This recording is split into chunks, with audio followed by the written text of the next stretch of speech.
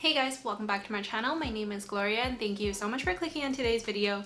Today I wanted to go through some of my plants that have been growing some really awesome leaves, and whether it be because it's been asleep for like 8 months or whether it's just constantly growing, I want to show you guys, and I hope you guys enjoyed today's video. If you haven't done so already, make sure you subscribe to my channel so you don't miss out on any of my new videos.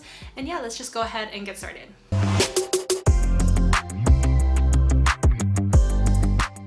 Okay, so first up, I want to show you guys my propagation, which is my Thai constellation.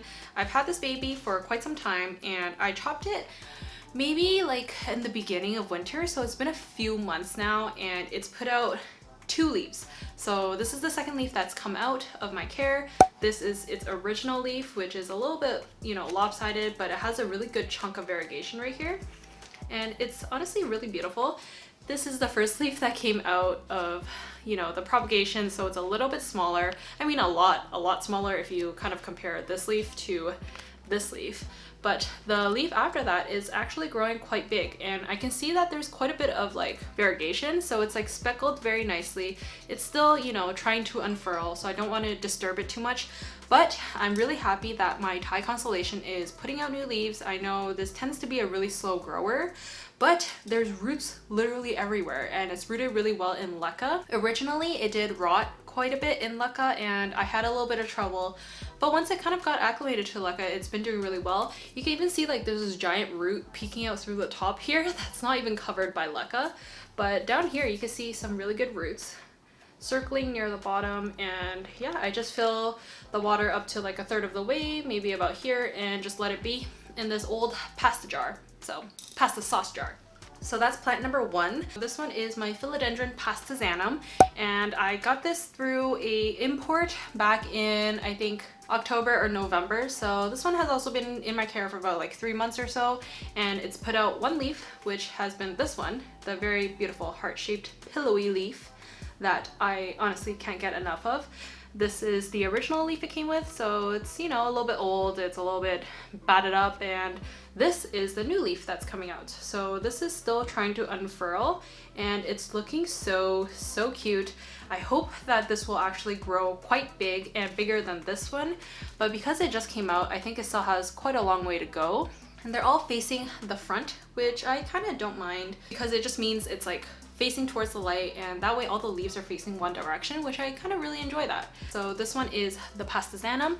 It's one of my favorites. I like this one so much more than my Gloriosum. As you guys know, I struggled a lot with my Gloriosum, so I like the Pastazanum so much more because that one actually got hit with thrips and it's never really fully recovered since then, and it's just always, really set back and just really annoying. So I try not to worry too much about it, but yeah, Pastazanum, so much better. I love it. It's amazing. Next up, I want to show you guys my Syngonium. So this one is a Syngonium that I got through a trade back in, I think, also the fall or winter time. So also been a few months since it's been in my care. I got this from my lovely friend who says this is called a Syngonium pink flecked. I don't know if that's the correct name or what type of name it is, but I really like this one because it comes out with really pink leaves like this. So this is the new leaf that I came out with kind of like dark green spots, and I find it just looks really cool. It gives me like the Syngonium pink splash vibes, but obviously a lot more affordable. And then over time it does fade to like a light green color with the dark green speckling. And yeah, like this one, as you can see, is starting to fade. This one is still pretty pink, I think. And then this one is the newest leaf, which is obviously very pink. Kind of goes through so many different changes in color, and you never know what to expect with each leaf, whether it will be very variegated with the green speckling or kind of very minimal. So it's nice to kind of be pleasantly surprised with each leaf. And I don't mind this plant because it's been super easy for me. It's rooted really well. I've upsized the pot, and as you can see, the roots are growing out through the bottom of the drainage holes already, and there's already so many roots literally growing everywhere. Constantly needs to be in a bigger pot. And I don't know if I can afford more space than what it's currently in, which is a 4-inch pot. And yeah, it's a really nice Syngonium and I love it a lot. Another Syngonium I want to talk about is obviously my favorite, which is the Wendellandii, Rayi, whatever you want to call it. But this one is a velvet leaf Syngonium, and it's really amazing because it has the stunning silver streak in the middle, and it's a more like long shaped syngonium, so it's like long and skinny, but it's just a very easy plant. There's a lot of baby plants kind of growing at the bottom. If you guys can tell, there's like maybe 2 or 3 separate plants down here, and then this one is the original mother plant. It's just like throwing out a lot of babies down there and constantly growing new leaves as well. So this one is the new leaf that's, you know, about to unfurl, and I've only had this for maybe a few months and it's probably grown like 10 plus leaves, which I'm so surprised. It came as like the smallest tiny little cutting and now it's so big and beautiful. I kind of feel like a really proud plant mom with this plant. It's probably my favorite syngonium. I would never get rid of it. I don't even know if I have the heart to chop it ever, but maybe one day I might, when it gets to be a little bit too much. Another very happy update I want to share with you guys is my anthurium. So this one is the Anthurium magnificum seedling. So it's so super tiny, and as you guys know, I've struggled a lot with kind of growing normal looking leaves. So as you can see, this leaf is literally missing half of it. I don't even know who ate it. But it's missing. This one has some chunks also missing from it, but look at this beautiful new leaf that's finally come out that looks so perfect. Just look at that. If I will stop shaking for a moment, let's just admire it. It comes out with a really kind of maroon dark red type of color, and then over time, once it's done growing, it will harden off and turn a green color, which is like these ones. This one is doing really well. I would say this is a true magnificum because the petioles do look a little bit squared off versus round petioles, which you'd find in like crystallinums or magnificum crystallinum hybrids. A lot of these hybrids are actually sold as true magnificums and they are not. So you gotta be careful, and you should definitely pay attention to the petiole shape. But this one is my Anthurium magnificum. It's also rooting really well.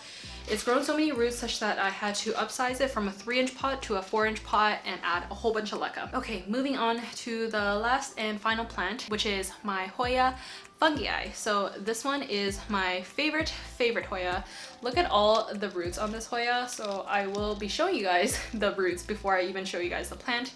But yeah, this one is the FUNGII, which is so amazing, and I think this one is everything I would ever want in a HOYA. So it has splashiness, it has fuzziness, it has veiny leaves, and literally everything that is great about HOYAs, it's got it. This one is really, really nice. It's also a more thick-leafed HOYA, so the leaves are not very flimsy and bendy, which I don't typically like. Similar to like lacunosas and Hoya bellas, they're very like, you know, soft and flimsy, but this one is a really, really hard leaf, which I absolutely cannot say anything bad about. The new leaves are looking really good, so they're still trying to grow right now, so they're not at its full size yet.